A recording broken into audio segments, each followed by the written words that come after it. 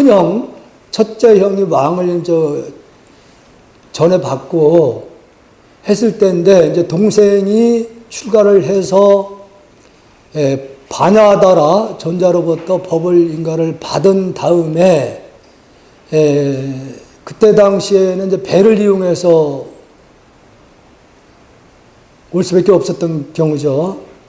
근데 그때 당시에 그 큰 형이, 왕이, 그 동생이 중국으로 간다고 하니까 엄청난 폐물을 이렇게 주면서, 그 형이 굉장히 그 동생에게 어쨌든 뒷바라지를 이렇게 해줬답니다. 그런데 배를 타고 인도 벵갈라라고 하는 곳에서 배를 타고 자그마치 3년을 바다를 통해 가지고 지금의 중국 남경 계명사라는 절이 있습니다. 거기 가면은 지금도 옛날 궁전이 그대로 있어요. 보존이 되고 있습니다. 거기서 달마순이 양무제가 있었던 곳이 지금도 궁전이 그대로 있어.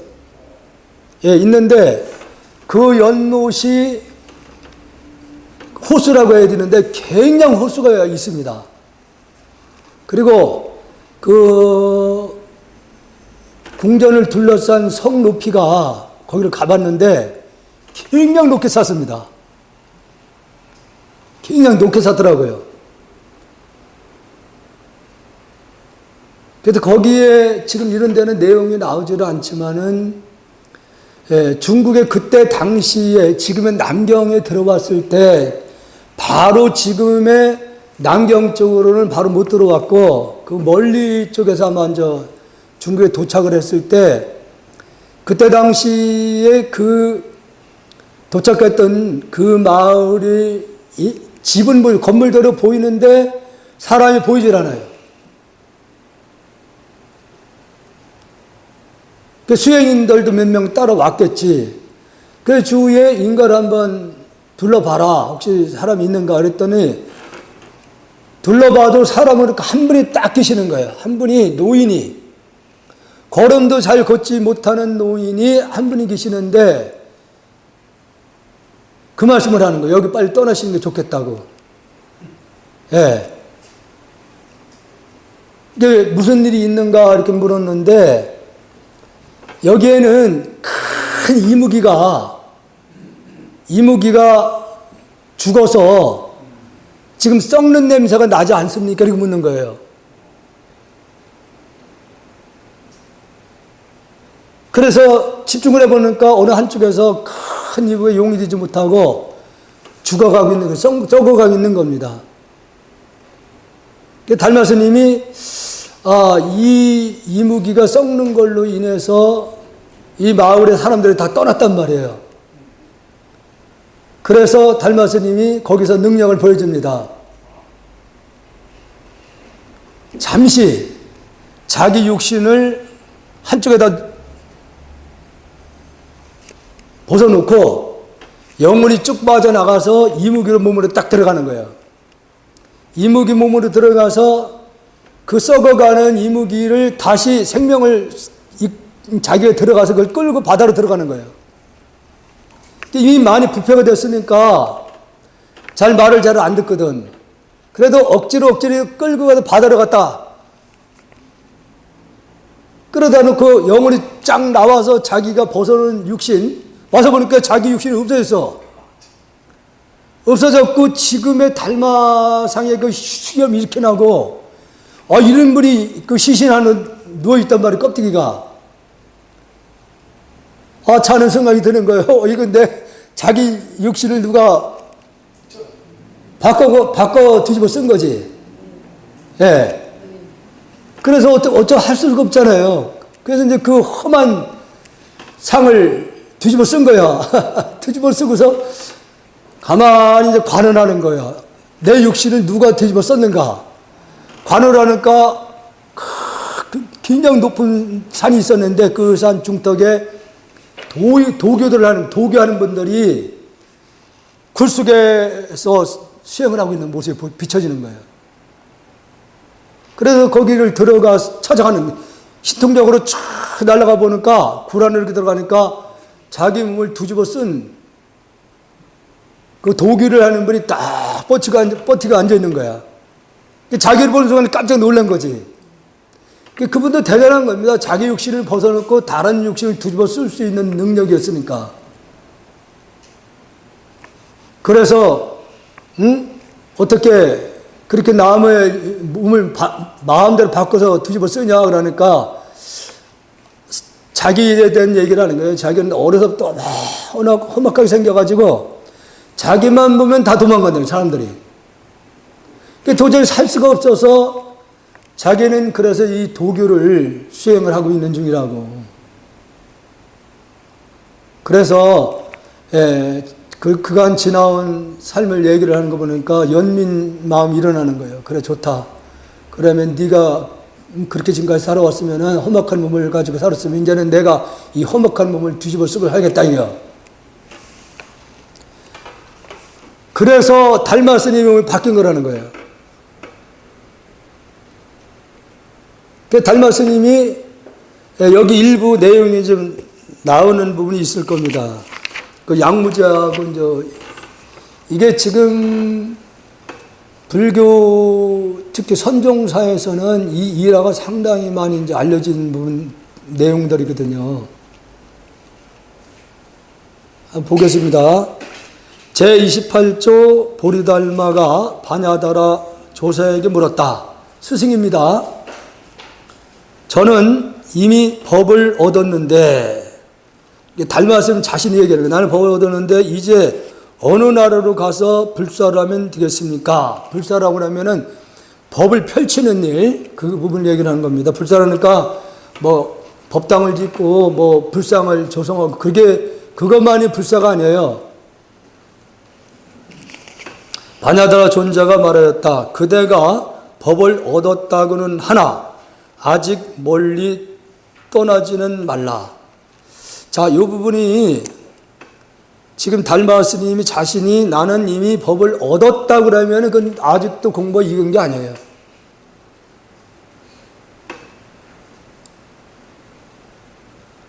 그래서 스승이 그대는 법을 얻었다고는 하나 아직 멀리 떠나지 말라. 이 말이 아직 아니다. 그런 얘기죠. 아직은 아니다.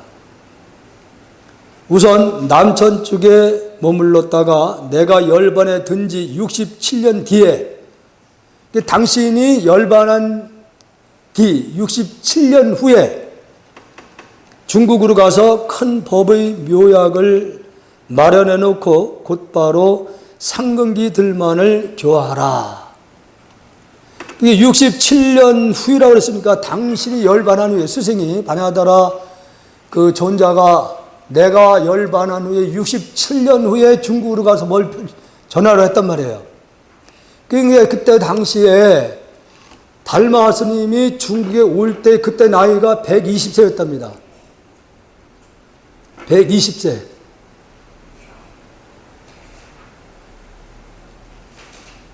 지금 여러분들 그 하엄경에 선제동자가 나오죠. 선제동자가 나오는데 이 선제동자가 나이가 동자라 그러면 어린 아이로 생각할 수 있잖아요. 그게 아니라 100세가 넘었었답니다. 동자라는 얘기는 무슨 얘기냐면은 동자는 순수한 모든 집착을 떠난 이게 갓난 아이들은 자기 개인적인 욕심을 그렇게 상대를 의식하면서 욕심을 부리지 않는다 그런 얘기죠. 그래서 순수한 그 뜻을 표현하기 위해서 이제 동자라는 그래서 표현을 쓴 겁니다. 이때에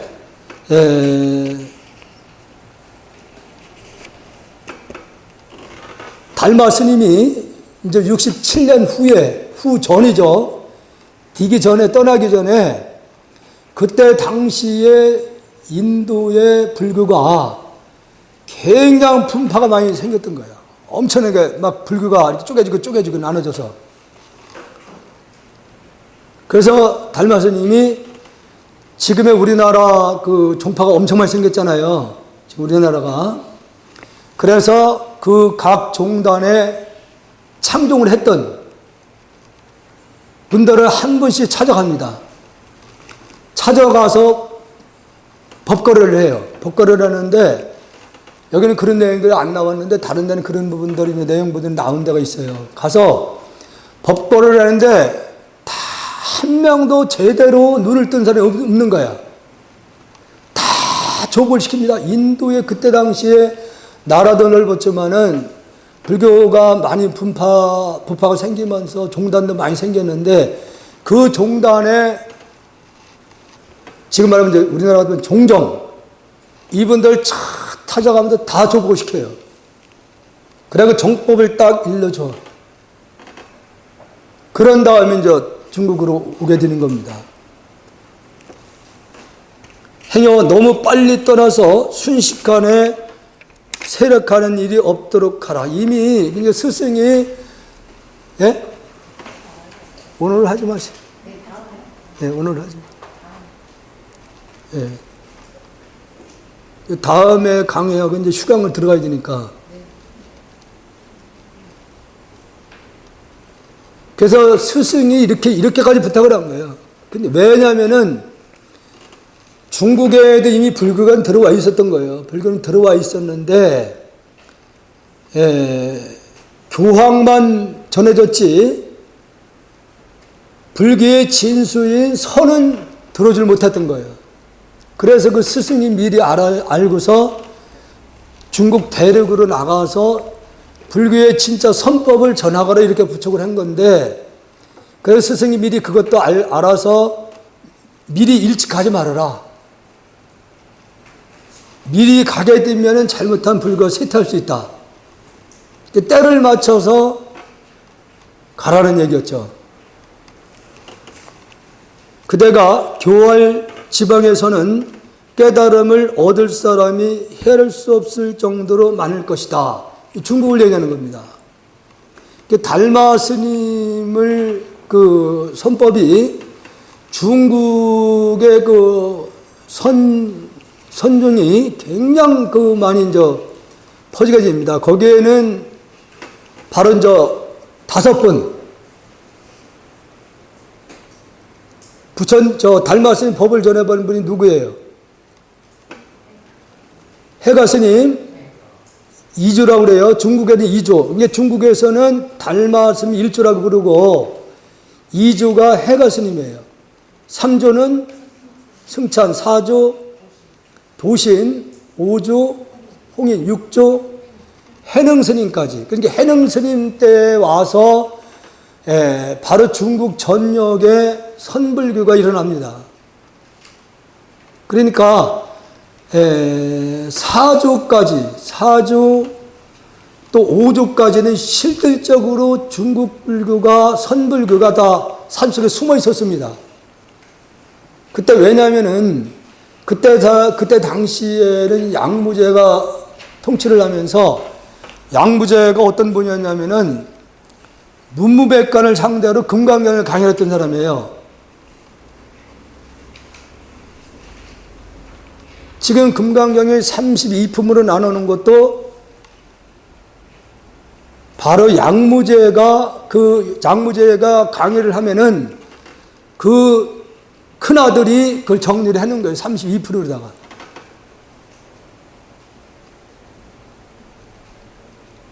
그렇게 스스로 금강경을 강의를 할 수 있었던 분인데도 불구하고 여기서 어떻게 이제 달마 스님하고 어떤 데가 있는지 보겠습니다. 그 후에 보리달마 조사는 마음으로 중국을 생각하고 있다가 스승의 유언에 따라 인연이 무리이고 떠날 때가 되었음을 알고서 먼저 스승인 바냐다라 존자의 탑에 열반하고 67년 후에 가라고 했으니까 탑에 가서 하직 인사를 올린 다음 함께 공부하던 도반들과도 작별을 고하였다. 그리고 나서 왕궁으로 가서 왕을 만나 위로하고 독려했다. 이분이 이제 형이었습니다. 큰형. 선업을 부지런히 닦고 산보를 잘 지키시기 바랍니다. 왕한테 얘기하는 거죠. 형. 제가 가더라도 오래 있지는 않을 것이니 19년 뒤에 반드시 돌아오겠습니다. 그러면은 이 중국에 떠날 때 달마선이 120이었으면 형은 벌써 몇 살이야?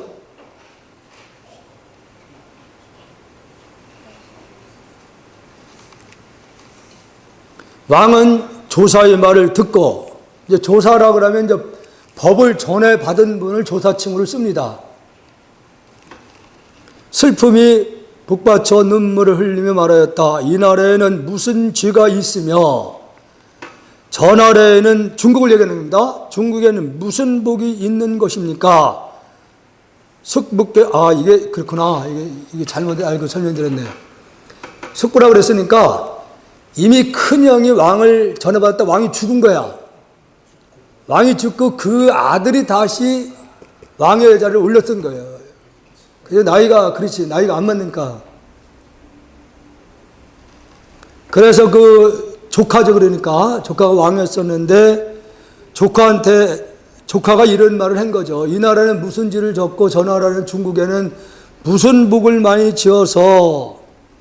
그러니까 이 얘기는 무슨 얘기냐면은 그때 이미 달마 스님은 조사칭을 받고 있으면서 굉장한 훌륭한 덕을 갖춘 분으로 이렇게 칭송받았던 분이 당신 나라를 떠나니까 왜 내가 사는 이 나라는 무슨 죄가 있어서 이 성인을 머무르지 않고 떠나냐 그 얘기예요. 그러니까 중국으로 한다니까 중국은 무슨 복을 많이 져서 성인이 그걸 찾아가냐 이기지. 숙부께서 인연이 그러하시다니 제가 말릴 수는 없겠습니다. 다만 목을 잊지 마시고 일을 마치신 대로 속히 돌아오시기 바랍니다. 그리고 나서 왕은 큰 배를 마련하여 온갖 보물을 가득 채워주고 몸소 신하들을 거느리고 바닷가까지 나와 전송하였다.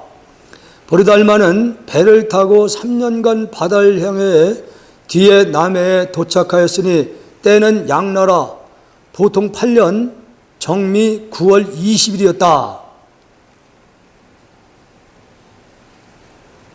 3년간을 배를 타고 왔습니다. 사실은 달마 스님의 능력으로 봤을 때 신통력으로 날아갈 수도 있어요. 신통력으로도.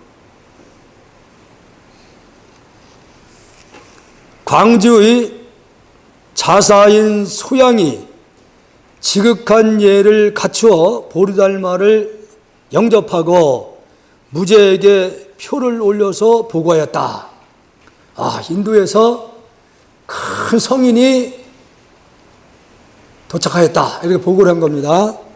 무제는 소양의 보고를 받고 사자를 보내서 보리달마를 맞아들였다. 그리하여 보리달마가 10월 1일에 금룡에 이르니, 이게 이제 왕궁입니다. 금룡. 지금 남경시에 있어요. 무제가 이렇게 물었다. 양무제가 물은 거죠. 짐이 왕위에 오른 이래로 절을 짓고 불경을 베꼈었으며 출가 스님을 배출한 일이 헤아릴 수 없이 많은데 어떤 공덕이 있겠습니까? 어떻게 보면은 이게 보통 인간들의 심리라고도 볼 수가 있습니다. 큰 성인이 왔다니까 자기가 그동안 해온 취사 좀 자랑을 하려고 하는 거예요. 자랑하겠다. 근데 여기에 대해서 보리달마 조사가 답을 하기를 아무런 공덕이 없습니다. 지금까지 당신이 해온 많은 불사들을 아무 공덕이 없습니다. 무공덕이랬단 말이에요. 그동안은 많은 그 도인들이 오면은 반드시 이렇게 궁으로 초청해서 물었어요, 항상. 그러면은 대부분이 양무제를 극찬했거든요. 극찬했는데 이 달마 스님만이 무공덕이라 얘기를 해놓으니까 약간 양무제가 좀 서운했겠죠. 무제가 다시 물었다. 어째서 아무런 공덕이 없다고 말하는 것입니까? 그것은 다만 인간과 하늘에 나게 되는 작은 가보이고 유루의 인연일 뿐입니다. 세는 공덕을 줬기 때문에 그것은 진정한 덕이 아니다, 그 얘기예요. 마치 그림자가 형상을 따르는 것 같아서 비록 있는 것 같아도 진실한 것이 아닙니다.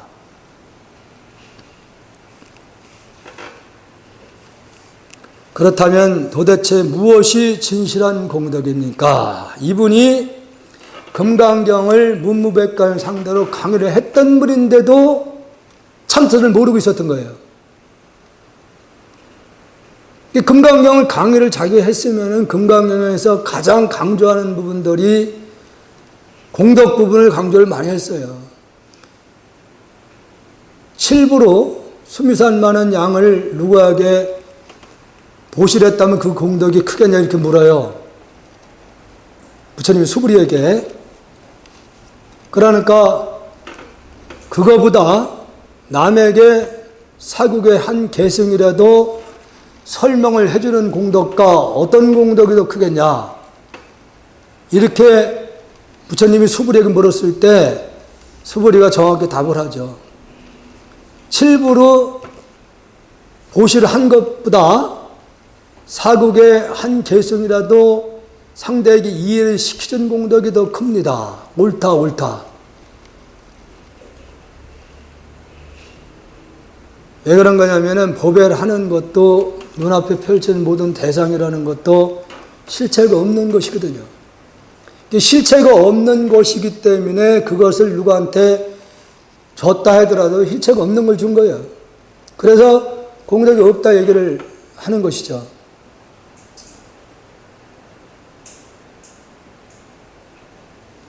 지금 여기에는 이제 그런 내용이 나오질 않았는데, 이때 당시에 전국에, 그때 다 중국에 내놓으라 하는 교학생들을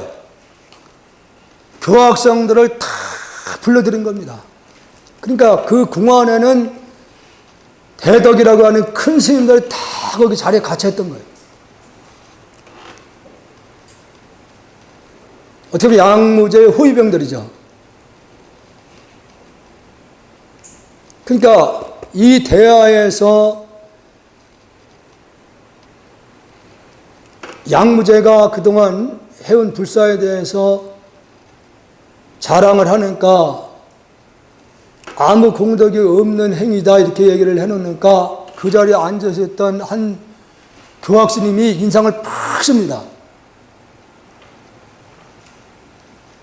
인상을 팍 쓰면서 그 찻잔을 얼마나 그걸 꽉 계시는 거예요. 그 불을 못 새겨서. 그러니까 찻잔이 찌그러질 정도로 이렇게 잡았던 거예요. 그 찻잔을 집어가지고도 달마스님에게 집어 던집니다. 집어 던지는데 달마스님이 딱 손에다 그대로 찌그러진 걸 펴가지고 딱 올려놓거든요. 아, 이게 보통 분이 아니구나. 굉장히 이때 그 내용들을 기술을 하지 않았는데 굉장히 살바로 썼다고 합니다.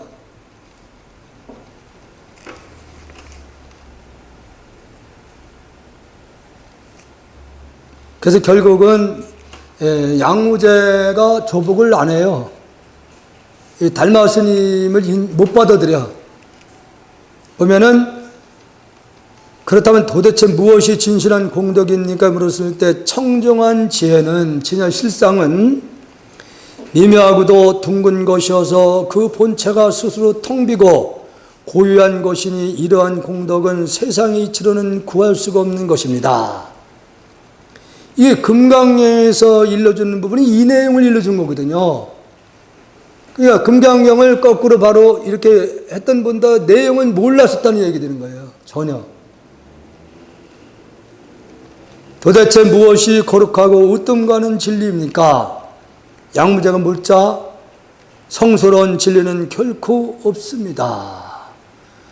그 성스러운 당신이 찾고 있는 진리는 없습니다 그랬어요. 없다. 그러니까 양무제 입장은 도저히 이해가 안 돼. 공덕이 없다고도 하고 성스러운 진리를 얘기하면서 그것도 없다고 얘기를 하고. 그렇다면 짐과 마주 앉아 있는 당신은 대체 누구입니까? 모르겠습니다. 그래서 이런 차원에서 제가 이 달마록을 강의를 해서 책을 나갈 때 그 부제를 달마는 서쪽에서 오지 않았다 이렇게 붙여놓은 거예요. 본래 달마는 원적도 강구지 없는 거예요. 왔다 그러면 이 달마 스님 말이 안 맞는 거잖아요.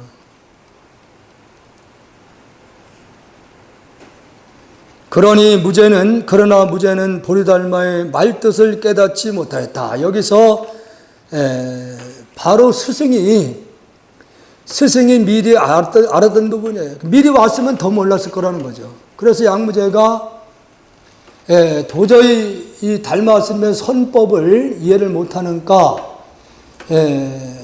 그때 당시에 그 같이 자리에 참석했던 많은 스님들이 오히려 달마 스님을 외도다 이렇게 한 거예요. 외도다. 이상한 놈이다. 이상한 사람이라고 이렇게 취급을 해버립니다.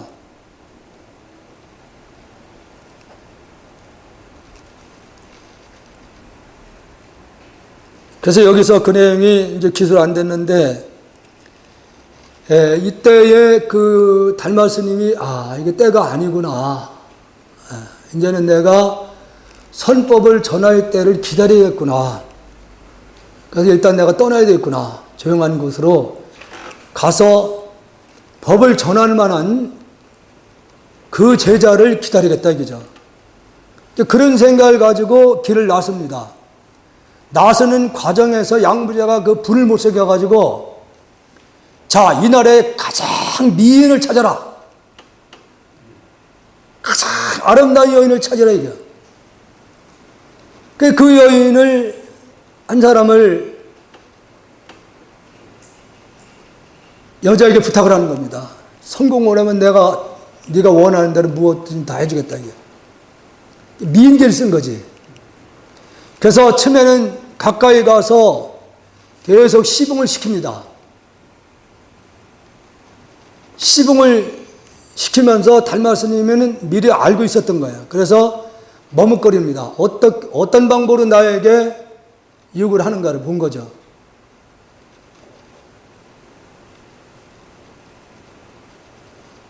그래서 어느 정도 세월이 지나서 달마 스님이 자기를 믿는 것 같다. 그럴 때에 지시를 드립니다. 음식에다 청산가리를 써서 먹여라. 근데 청산가리가 바로 목으로 들어가면 다 녹아버린답니다.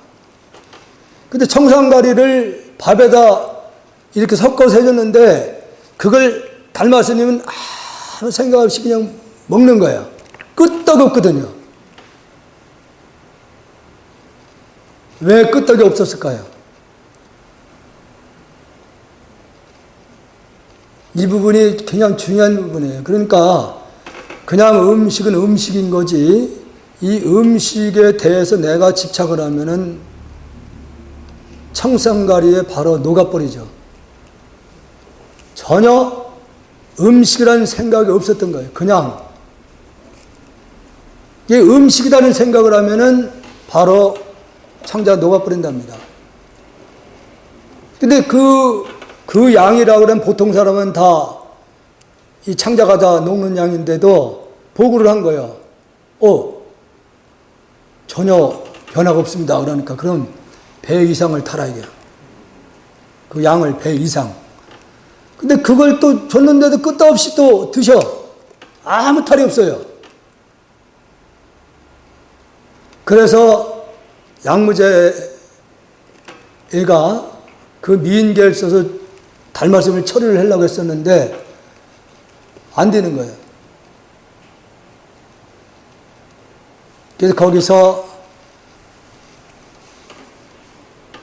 뛰어난 장수들을 모집을 합니다.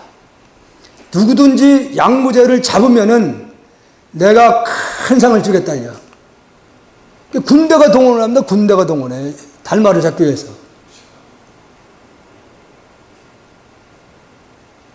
그 다음 이야기가 이어집니다. 그 후 보리달마는 갈대 잎 하나를 타고 강을 건너서 위나라로 갔다.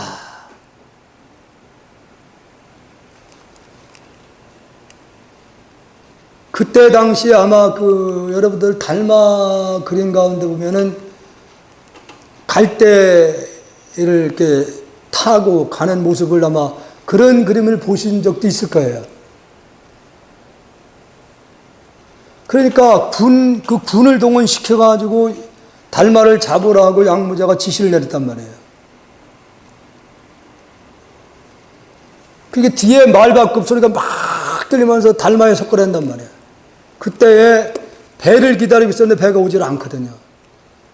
그래서 그때 갈대잎 하나를 딱 꺾어서 딱 강에서 띄워가지고 그걸 갈대잎 차고 쫙 빨려가거든요. 그걸 보는 순간에 다 그냥 물을 끓고 오성인이 한단 말이야. 성인을 몰라봤다 이거지.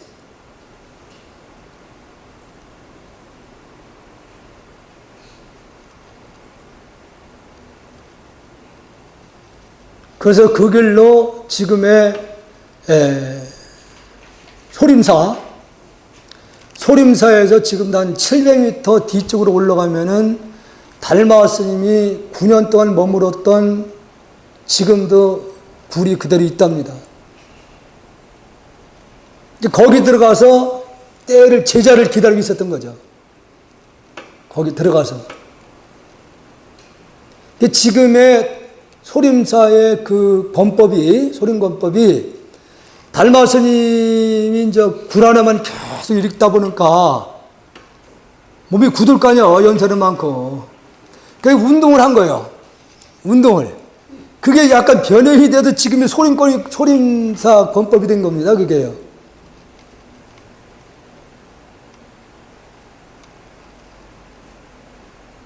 그래서 달마 스님이 이제 9년 동안 하루 한 끼만 탁발을 해서 와서 이렇게 생활을 하면서 한 몇 년 지난 후에 그때 당시에 이제 해가라는 분이 이분이 지금 소림사 뒷산에 큰 도인이 숨어 살고 있다는 소식을 듣고 찾아옵니다. 겨울에. 아마 여기 뒤에 나오나 모르겠네요. 나오죠? 그곳에 가서 숭산, 지금의 소림사에 머물면서 벽을 향해 앉아서 종일토록 한마디 말도 하지 않자 아무도 그를 알아보는 이가 없었고 사람들은 그를 그저 벽만 바라보는 바람이라고 불렀다. 그때 신광이라는 스님이 있었는데 이치에 통달한 선비였다. 이분은 원래는 유교를 공부했던 분인데 유교의 내용에 대해서 의심 가는 분들 너무 많으니까 불교 쪽으로다가 경전을 보게 됩니다. 근데 경전은 통달한 사람이에요. 경전을 이론적으로 통달을 했는데 아직 자기는 스스로 답답한 거야. 생사 문제를 스스로 아직도 뛰어넘지 못한 거야. 그래서 이 신광이라는 분이 그 스님은 오랫동안 일하게 살면서 여러 가지 서적을 많이 읽어 현면이치를 막힘없이 이야기하였다. 그러나 그는 늘 이렇게 탄식하였다. 공자의 노자의 가르침에는 예절과 기본들 뿐이지 장자의 주역에는 미묘한 이치가 완전하게 설명되지 않았다. 요사이 달마라고 하는 큰 스님이 소림사에서 지내고 있다고 들었다. 지극한 인물이 멀지 않은 곳에 계시니 깊은 경지로 나아가게 될 것이다. 이분을 찾아뵙게 되면 자기도 깊은 경지에 들어갈 수 있다. 이렇게 생각을 하고 그리하여 신광은 달마에게 가서 아침 저녁으로 예를 갖추고 가르침을 보였다. 하지만 달마대사는 언제나 벽을 향해 단장에 앉아있을 뿐 그에게 아무런 가르침도 주지 않았다. 처음에는 가서 아침 저녁은 문안을 올리는 거예요. 그래도 돌아보질 않아요. 벽만 바르고 있고 돌아보질 않는 거예요. 신광은 얼마나 애가 탔겠습니까? 그러니까 달마 스님은 신광이 때를 기다리고 있었던 거예요. 때를. 결혼이 닭이 알을 품고 있을 때 그 알 안에 있는 병아리가 나올 때쯤 되면은 이 병아리가 신호를 보내거든요. 그럼 어미가 슬쩍 한번 부리로 찧어주면은 나오는 거예요.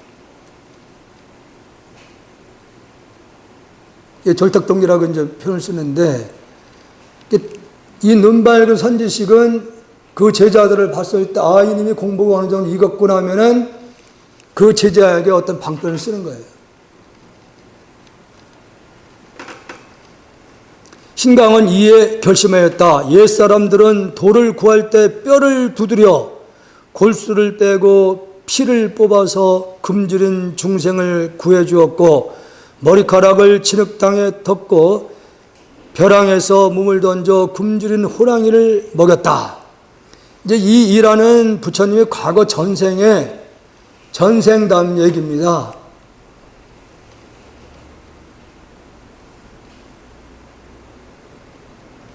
옛사람들도 그렇게 하였는데 내 어찌 그렇게 하지 못하겠는가.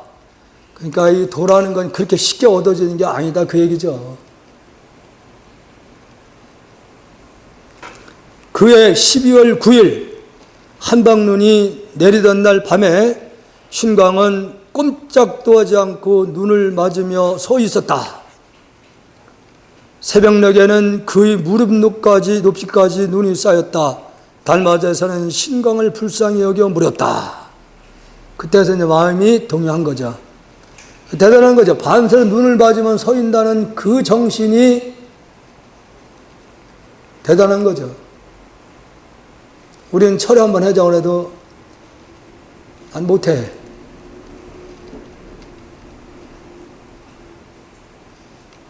그런 자세로는 우리가 자기 본래 자리 깨달는 건 쉽지 않죠. 이것만 가지고 하는 거지 뭐 이거 뭔지 아시죠? 그대는 대체 무엇을 구하려고 그리 오랫동안 눈 속에서 있는가? 그러자 신광은 슬피 울면서 간청하였다. 도를 구하고자 하는데 이렇게 간절해야 된다는 거예요. 여러분들 백은 스님이 중국의 서곡스님을 찾아가서 그 법을 구하고자 했을 때 그 마음을 보면은 저절로 숙연할 정도입니다. 처음에 글을 올렸는데 인가를 안 해주니까 다시 그 글을 또 써가지고 스님 오직 스님만 생각하면서 한 발짝 옮길 때마다 오직 스님만 생각하고 여기까지 왔습니다. 이 말에 아마 보통 사람들 다 그 말에 다 아마 감동받을 수 있는 내용이라고 생각해요. 그러니까 그 말에 그 서곡 스님이 참으로 거룩하도다. 인간은 받지 못했지만은 그때의 지금의 불조 직지 심체 요절을 전해준 겁니다. 받아가지고 나온 거죠. 스님, 제발 자비를 베푸시어 감노의 문을 열어서 중생을 널리 지도하여 주십시오. 이에 달마대사가 말하였다. 모든 부처님의 의 없는 지극한 눈은 오랜 것 동안 쉬지 않고 닦아야 하며 행하기 어려운 일을 행하고 참기 어려운 일을 참아내야 한다.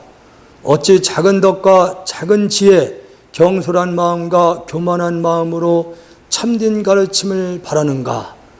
부질없이 애쓰지 말라. 밤새도록 매일같이 아침 전에 예를 올리고 12월 달에 얼마나 춥겠습니까? 산속에서. 그렇게 정성을 표하는데도 불구하고 달마 스님은 아직 그거 가지고는 안 된다 그래 이게. 그거 가지고 안 된다. 그 정성 가지고는 감히 어떻게 도를 구하려고 하느냐 이거지. 신광은 달마대사의 가르침을 듣자 슬며시 날카로운 칼을 뽑아들더니 자기 왼쪽 팔을 잘라서 달마대사 앞에 내려놓았다. 옆구리에 칼을 차고 다녔던 것 같아요. 그러니까 칼을 쭉 뽑아가지고 자기 팔을 한쪽을 탁 친 거죠. 우리는 손가락도 못 자르잖아요. 우리나라 지금의 생전에 계시는 해국스님도 연비를 했습니다. 연비를 지금 북한 땅이겠죠. 북한 땅에 가서 정진할 때 거기서 정말로 막 용맹정진하고 그래도 이게 이제 못 깨치니까 이 손에다 저기를 감은 거예요. 그 천 있죠, 천. 뭐라 그러는 거예요, 붕대 같은 걸 이렇게 감은 겁니다. 감고서는 휘발유를, 석유 같은 걸 뿌리고서는 불을 지른 겁니다. 그래가지고 이 손가락이, 지금 네 손가락이요. 지금도 이렇게 없어요. 예, 없습니다. 그러니까 그런 의지가 있었던 분이에요, 해국스님도. 그 전에 내가 용화사 있을 때인데 한 번에 객스님이 자기도 연비를 했던 거예요. 연비를 저기서 했다고 그러더라고요. 지금 법풍사? 법풍사에서 자기는 했다고 그랬는데 이게 너무 아프니까 이걸 못 참으니까 계속 술을 마시고 다니는 거예요. 이겨내질 못하니까. 이 얘기는 무슨 얘기냐면 의지가 부족했었다는 거죠. 의지가.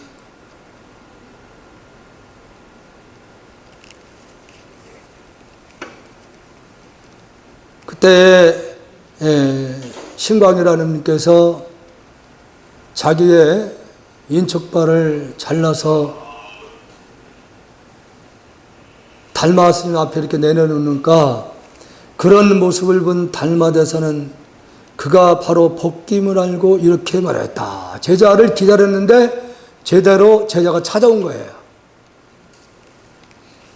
모든 부처님들도 처음에 도를 구하실 때에는 법을 얻기 위해 자기 몸을 내던지셨다. 과거에 석가모니 부처님 일화를 보면은 자기 몸을 법을 구하기 위해서 바친 일화가 정말 많이 나옵니다. 그대가 이제 내 앞에서 팔을 자르면서까지 도를 구하니 구할만 하구나. 그리고 달마스님은 지난 인연을 따라서 이름을 해가로 바뀌어 이미 해가는 과거 생에도 수행을 많이 하셨던 분이에요. 지난 인연이라고 이렇게 쓴 걸 보면 과거에 인연이 있었다 그런 얘기죠. 과거 생에. 신광이 말했다. 신광이라는 분이 불명을 달마스님이 해가라고 이름을 지어준 거예요. 모든 부처님을 법인을 들러주시겠습니까? 부처님의 깨달음의 실상을 저에게도 가르침을 주시겠습니까? 그 얘기거든요. 보리달마는 대답하였다. 모든 부처님 법인은 사람으로부터 듣는 것이 아니다. 이게 무슨 얘기냐면은 들어가지고 깨치는 게 아니라는 거예요. 들어서. 이건 자기 스스로 수행을 통해서만 깨칠 수 있는 것이지 다만 방법만 일러주는 거예요. 길만 일러주고 그 길을 가고 안 가는 것은 당사자의 생각이 달린 거지 이렇게 이 말을 통해서는 절대로 안 된다는 거죠.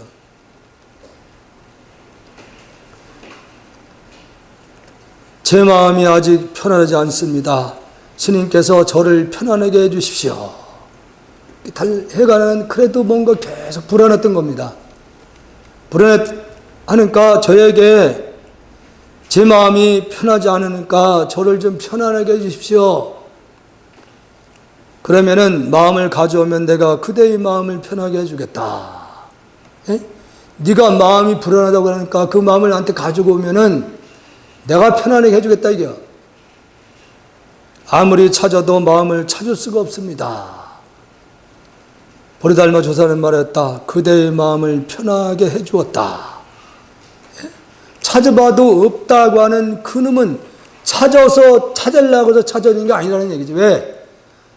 그 말을 하고 있는 그 본래가 그놈이거든요.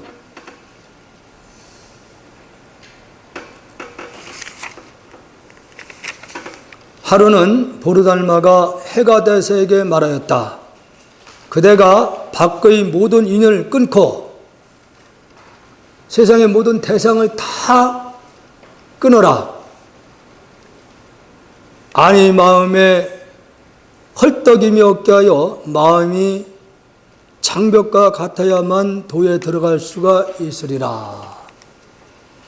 이 부분이 내가 뭐 지식으로 조금 뭐 안다가 어쩌고저쩌고 이거 다 쓸데없는 짓거리 이렇게 가지고는 불가능합니다.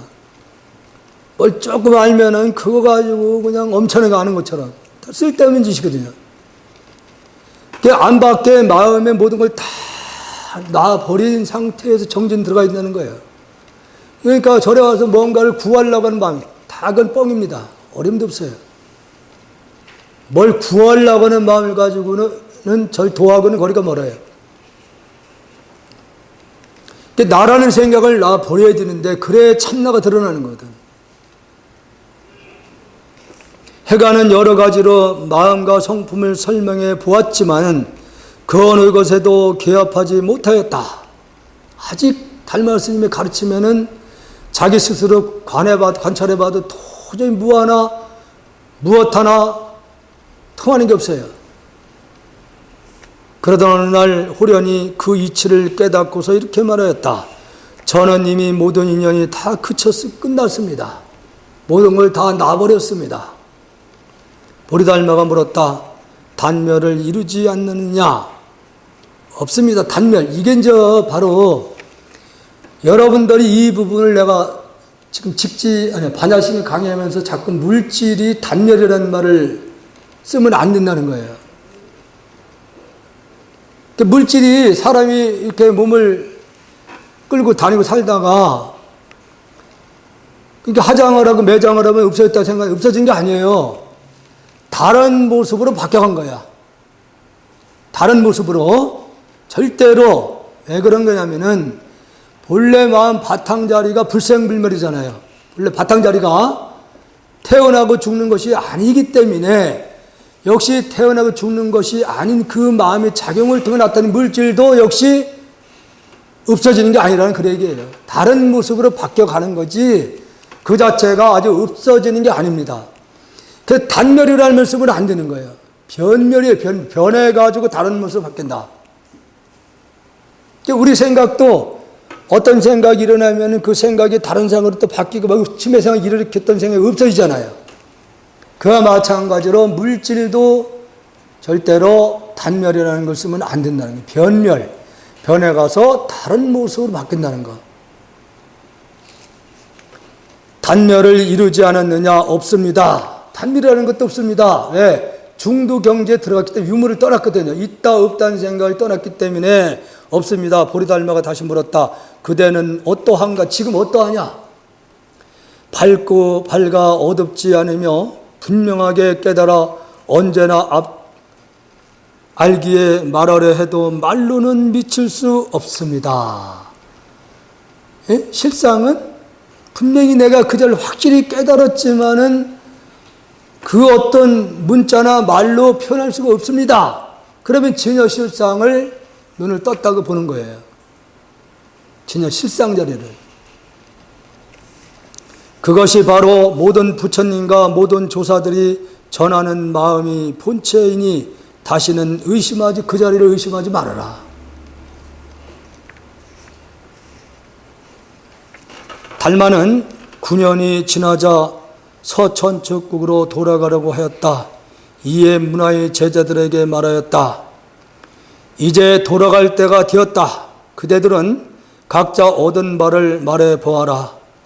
그때 문인 도부가 대답하였다. 이거 도부는 일반인입니다. 일반인도 아마 그 달마스는 문화에서 공부를 하고 있었던 것 같아요. 제가 얻은 바로는 문자에 집착하지 않고 문자를 떠나지도 않으면서 이게 벌써 틀린 겁니다. 문자를 집착하지 않고 문자를 떠나지도 않는다고 했어요. 그건 문자에 대한 집착이 아직 남은 겁니다. 떠나지 않는다고 얘기를 했으니까. 않으면서 그것을 도의 작용으로 삼아야 한다는 것이었습니다. 이건 아직 공부가 안 된 겁니다.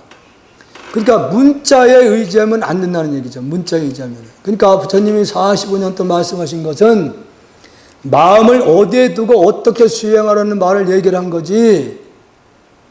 그래서 여러분들 마지막 부처님의 유언이 뭐였어요? 법등명, 자등명이라고 했어요. 그러니까 법을 등불로 삼으라. 이게 법이 문자가 아니에요. 그러니까 어떤 분들은 자꾸 법이라니까 이 말씀에는 이 법을 얘기하는데 그걸 얘기를 하는 게 아니라 거기서는 법이라고 하면 우주는 하나의 생명, 그 자리를 법이라고 얘기를 했던 거예요. 그걸 등불로 삼아라. 오직 하나 자리. 그리고 너의 마음을 또한 등불로 스승으로 삼으라 그런 얘기죠. 법을 삼으라. 자기 마음을. 그러니까 여기서 법이라고 하면 여러분들이 경을 얘기하면 안 됩니다. 예, 그건 절대 여기서 얘기하는 법이 아니에요. 그건. 달마가 말하였다. 그대는 나의 가죽을 얻었다. 껍데기만 얻었구나 아직. 총지가 말하였다. 이게 비구니 스님인데 지금 제가 이해한 바는 경이, 즉 아란존자가 이게 중국의 한문으로는 경이라고 불렀던 것 같아요. 아난존자가 아측 물국을 보고서 한 번 보고는 다시는 보지 못한 것입니다. 이게 뭘 봤다 안 봤다 이런 표현을 쓰면은 이미 이건 도가 거리가 멀은 겁니다. 그러니까 달마가 그대는 나의 살을 얻었다. 도육이 말하였다. 사대가 본래 공하고, 여기서 사대라고 그러면 지수화풍, 우리 육신뿐만 아니라 이 우주도 이 네 가지 원수로 구성이 되어 있는 겁니다. 크게는. 그러니까 이 우주 자체도 다 공하고 오온이 있지 않으니, 오온이 실체가 없으니 제가 얻은 것은 한 가지 법도 얻을 것이 없다는 것입니다. 한 가지 법도 얻을 것이 없다는 것입니다. 이렇게 이론적으로는 이분도 완전히 깨졌다고 할 수 있지만 아직 깨친 게 아닙니다. 한 가지 법이고 뭐쩌고 이미 말을 띄면은 그 실상에서는 달마가 그 제자들에게 묻고자 하는 건 이게 답이 아니거든요. 그 진의 실상은 문자는 언어로 표현할 수 없잖아요. 근데 그걸 가지고 말을 끄집어내면은 이미 그건 아니라는 얘기죠. 인가를 안 해주죠. 달마가 말하였다. 그대는 나의 뼈를 얻었다. 마지막으로 해가 대사가 나와 스승에게 삼배를 올린 뒤에 그 자리에 그대로 서 있자 달마가 말하였다. 그대는 나의 골수를 얻었다. 말을 하지 않았다는 게 그 진리, 너희들이 지금까지 공부한 도를, 그 공부한 걸 내놔라 얘기를 한 거거든요. 그러니까 해가는 내놓을 게 없잖아요. 내놓을 게 없으니까 스승한테 절만하고 바로 그냥 서 있었던 거죠. 그러니까 바로 너하고 나하고는 이심전심이다 이거지. 나의 법을 해가가 그대로 이심전심이 됐다는 얘기죠. 나의 법이. 그리고 나서 해가를 돌아오며 말하였다. 옛날 여래께서 청법 한 장을 가슴에게 부축한 이래로 대대로 이어지다 나에게 이르렀다. 내가 이제 그대에게 부축하니 그대는 잘 지키고 간직해야 한다. 아울러 나의 가사도 그대에게 함께 주어서 법에 대한 믿음으로 삼도록 할 것이다. 그것들이 각기 상징하는 바가 있음을 알아야 하리라. 그게 그때 당시에는 그 증표로 달마 스님이 쓰던 바로하고 가사를 이렇게 전해준 거예요. 혹시 다른 분들이 달마 스님의 법을 전해받았다고 이렇게 얘기를 하면은 그걸 믿지 못할까봐 달마 스님이 계속 이 가사는 부처님으로부터 쭉 전해진 내용인 겁니다. 전해 내려온 것을 이 달마 스님이 중국 그 대륙의 뜻을 성취한 거죠. 그래서 너에게 부처님이 전해 내려온 것을 증표로 가사하고 바로를 전하겠다. 이때도 그 달마 스님은 숨어 있었던 거예요. 숨어 있었던 겁니다. 왜냐하면 아까 말씀드린 중국에는 그때 당시에 이 선법에 대해 이해를 못하니까 마군이라고 그랬어요. 이해를 못하니까. 그러니까 그때까지도 계속 달마스는 쫓기고 있는 상태예요. 나중에 이 해가라는 분도 사실은 비명으로 죽음으로 이렇게 기록은 안 돼 있는데 그렇게 비명으로 죽은 걸로다가 그렇게 알려져 있습니다. 그때까지만 해도 역시 중국에서 불법이 전해지긴 했지만은 선법을 모르니까 서교학을 하는 분들이 오히려 이 선을 하시는 분들을 사탄이다, 마귀다 이렇게 내몰치고 있었기 때문에 세상에 나오지 못했던 거예요. 해가가 청하였다. 스님 자세히 가르쳐 주십시오. 안으로는 시민을 전수하여 이제는 앞으로는 그 법을 이심전심 또 법을 전해야 된다 그 얘기죠. 본심의 기합됨을 증명하고 밖으로는 가사를 부축하여 종지를 드러내는 것이다. 부처님 법을 또 가사로서 전함으로 인해서 전하는 것이다. 후세에 경박한 사람들이 얄팍하게 온갖 의심을 다투어 일으키면서 달마는 서천죽국 사람인데 왜 이 지역의 사람인 그대가 교법을 얻었다는 것을 어떻게 증명할 수 있는가라는 의심할 것이다.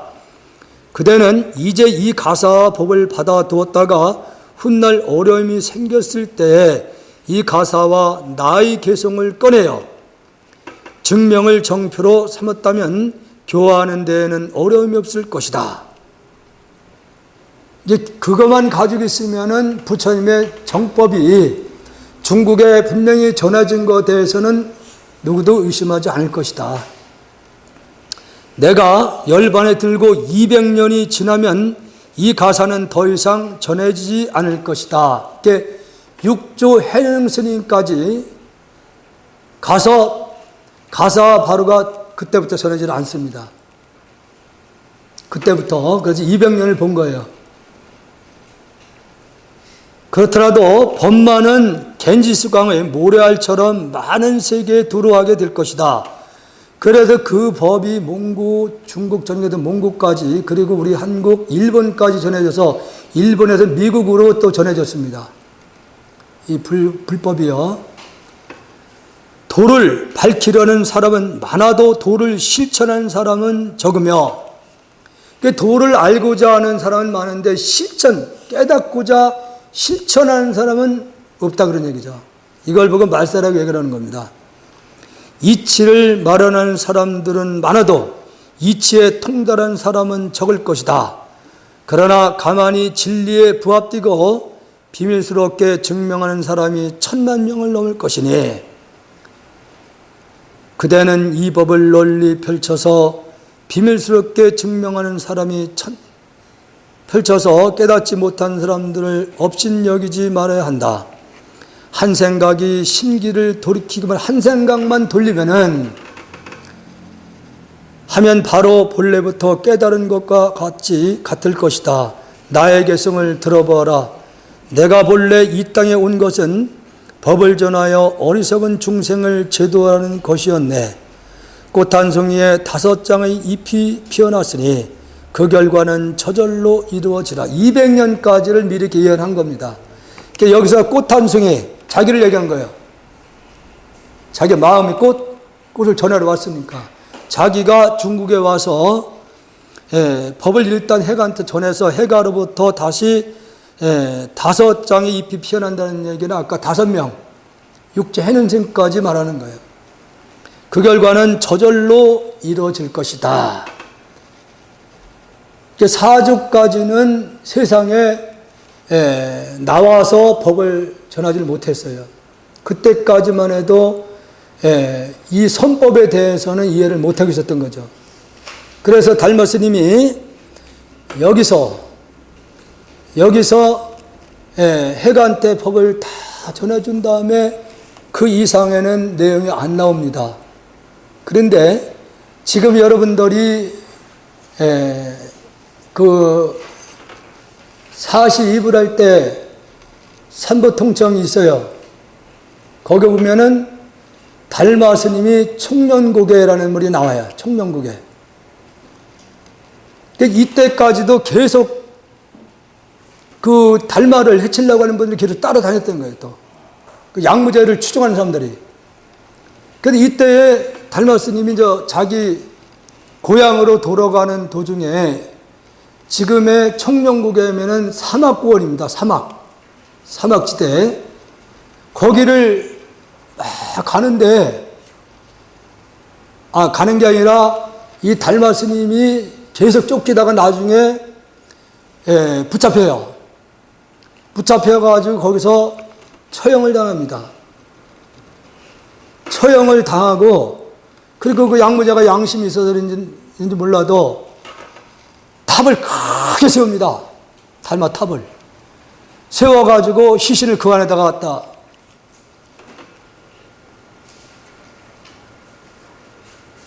매장을 시켜버리는 거죠. 그래서 소문이 달마 스님은 열반에 들었다, 이렇게 소문을 냈습니다. 근데 어느 날 그 양무제 신하가 이웃나라에 갔다가 오는 도중에 지금의 청령국이라는 그 사막에서 분명히 걸어오는 분이 양무제야, 양무제. 맨발로다가 한쪽은 신발을 신고, 맨발, 한쪽은 그 지팡이에다가 집신을 걸고서 걸어온단 말이에요. 근데 분명히 그 신하는 가기 전에 달마스님 열반에 들었다고 얘기를 들었는데 앞에 분명히 지금 오는 분이 달마스님이에요. 그래서 그 신하가 묻습니다. 혹시 달마스님이 아니십니까? 그러니까 맞소 그랬단 말이에요. 달마스님이 열반에 들었다는 소리를 탑까지 모셨다고 하는데 당신은 누구? 하니까 그럼 바로 가서 탑을 해체해 보시오. 거기 집신 한 짝만 놓일 것이오. 그 한 버전은 내가 지금 들고 가고 있어. 그러면 되겠어? 그러고서 그 신하가 푸르 와서 양무지한테 고하니까 이게 무슨 소리냐 이게요. 탑을 빨리 해체해보라는 거예요. 진짜 집신 한 짝만 더 얼른 남겨있는 거예요. 그리고 거기서 달마 스님은 완전히 그냥 길로 인도로다가 그냥 고향으로 돌아간 걸로다가 그런 내용들은 없는데 다른 데는 그런 내용들이 나오는 데가 있어요.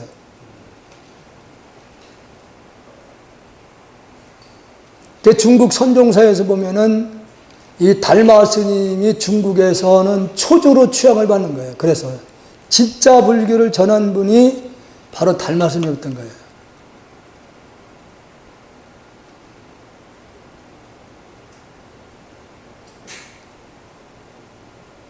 지금 여기 보면은 그 다음에 29번째 바라자라고 하는데 이제 여기서 잘못된 부분입니다. 여기서 직지가 그래서 한 1년 정도 남짓 금속 칼자본을 이렇게 짜가지고서 막 짓고 또 막 교체를 하고 막 이렇게 하다 보니까 순서가 바뀐 거예요. 순서가 바뀌어서 이거 도저히 안 되겠다 이거. 응? 이 반야다라가 또 나와요. 뒤에 또 나와. 그러다 보니까 그래서 더 이상은 금속 칼자본을 찍어낼 수가 없구나. 포기를 해버립니다. 여기 흥덕사에서 1년 조금 더 하다가 찍다가 그만두고서 지금의 경기도의 한 절에 가서 거기서 목판으로 다시 찍기 시작한 거예요. 목판으로다가.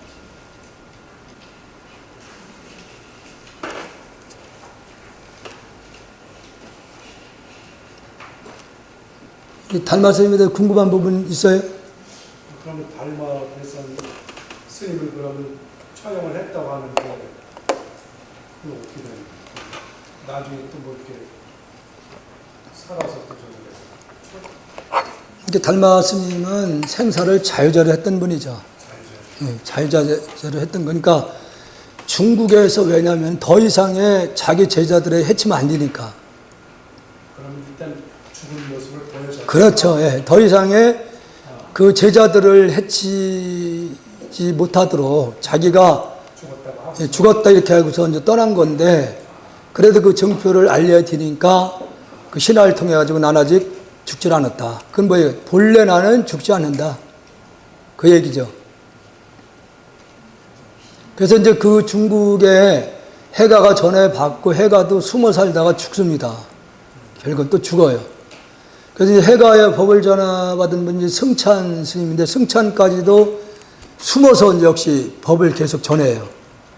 승찬까지. 그리고 이제 사주 도신 스님 때 와서도 역시 이 선법을 중국에 전하지 못해요. 그때까지만 해도.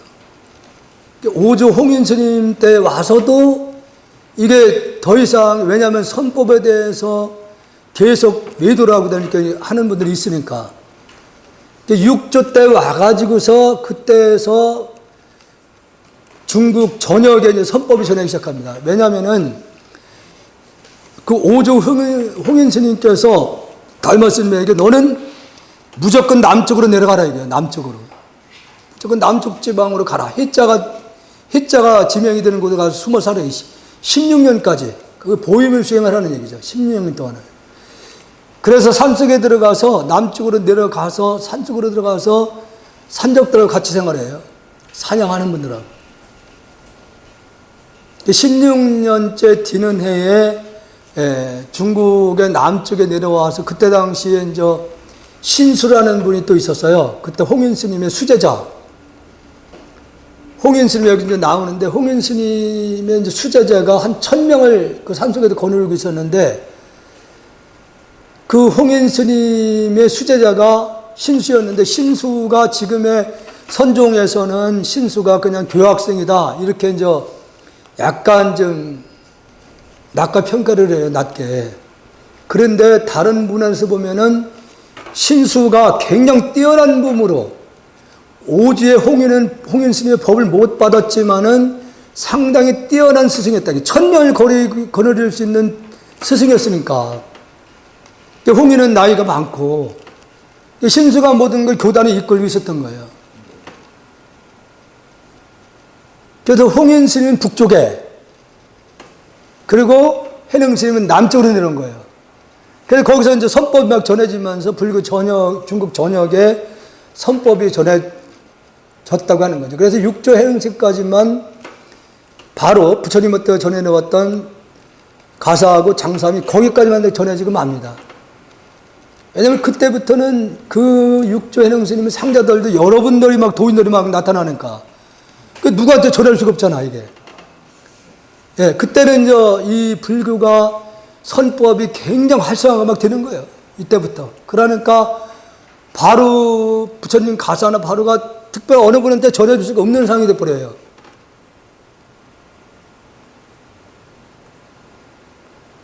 그 법이 지금 우리나라에 이제 다시 선종, 아까 말씀드린 고려 때에 나홍선사는 그 아까 서국 스님으로부터 인가를 받고 나왔어요. 이분은 나홍선사는 법을 인가를 받고 나왔는데 그 후에 갔던 백운 스님이 인가를 못 받고 나왔고 책만 받아 나온 거야. 그 백운 스님 아니었으면 그냥 인가 받았으면 이거 책 못 받고 나오지. 인가를 받았으면. 그렇죠. 인가 받으면 더 이상 이게 전해줄 필요가 없는 거예요. 못 받았어요. 예, 못 받았으니까 이걸 전해준 거야, 백운 스님한테. 그 간절한 마음에 탐복을 한 거죠. 서국 스님도. 그 고려 때의 나홍선사 분께서 선법을 전하는데 이 백운 스님은 실질적으로 궁에 들어가서 굉장히 법문을 많이 했음에도 불구하고 알려지지 않았어요. 백운 스님에 대해서는 전혀 이게 알려지지 않았다가 이 흥덕사지에서 그러니까 여기서 간행이 됐다는 걸 확인이 되면서 이제 백운 스님에 대해서 서서 이제 사람들이 입에 오르내린 거죠. 지금 그 고향이 정읍이거든요. 예, 백운 스님 고향이. 그러니까 일전에 어떤 분이 지금 그 정읍에서 백운 스님에 의해서 이 직지가 이게 청주에서 잘못 전해지고 있는 거예요. 이게 백운 스님이 쓴 걸로 다 얘기를 해놓으니까 이 직지를 백운 스님이 썼다고 그러니까 이게 이제 세계적인 문화유산이 돼버렸잖아요. 그러니까 백운 스님이 썼다고 얘기하니까 지금 정읍에서는 백운 스님의 지금 흔적을 찾기 위해서 백운 스님을 이제 띄우고 있습니다. 그래서 이걸 내가 바로 잡겠다고 하는 거예요. 그래서 백원 스님이 쓴 것은 지금 여러분들 이 뒤쪽에 보면은 이제 여기서부터 이제 중국 스님들 얘기잖아요. 중국 스님이 110분 빼기 없어요. 이게 실질절 불조 직지 심찰의 내용은 110분. 110분인데 여기 뒤에 가면은 엄청 많이 뒤에 막 나와요. 응? 여기 뒤에 쪽으로 가면은 숫자가 160까지 막 나오잖아요. 예, 그러니까 110분 나머지는 백운 스님이 별도로 수행자들에게 꼭 필요한 내용들을 다른 어록에서 이렇게 간추려서 여기다 갖다 정보를 한 거야. 그래서 초록이야. 간추릴 초자. 간추려서 별도로 다시 기록을 했다. 이 부분을 놓고서 청주시에서는 자꾸 백운 스님이 썼다고 얘기를 하는 거야. 예. 청주시에서 여기서도 직지 그 박물관에서도. 예? 그 내용도 모르니까 이 사람들이 모르니까 뭐가 뭔지 모르는 거지. 그냥 백원 스님 먼저 붙였잖아요. 백원 스님 초록 직지 심체 요절 이렇게 돼 있으니까 백원 스님이 썼다 이렇게 초록이라고 돼 있으니까 백원 스님이 간초로 치러놓은 거다. 그러다 보니까 백원 스님이 쓴 걸로 돼버린 거예요 이게. 그래서 이것을 어쨌든 내가 바로 잡아야 된다는 거죠. 그 책을 그쪽에 갖다 줬는데, 인제 박물관에 있는데 갖다 줬는데, 거기에 해설사분들이 꽤 많은가 봐요. 이 교대로 돌아가면서 이렇게 이제 하고 있다는데, 책을 갖다 줘서 내가 무료로 이렇게 배포를 시키라고 했더니, 무료로 보면 안 된다고 다 샀대요, 자기들이. 그래, 거기다가 책을 좀 더 달라고 그래가지고, 그저께인가 다시 60권을 또 보냈어요. 이제 거기서 팔아서 일부는 7대 3으로 해서 7은 그 자체, 3은 우리한테 주겠대요. 10,000원이면 3,000원. 10,000원을 팔아가지고.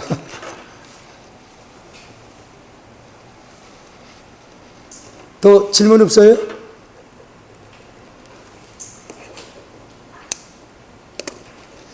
다음 강의 시간은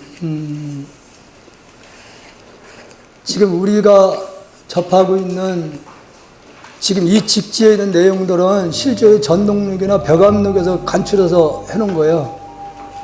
이 직지 내용은요.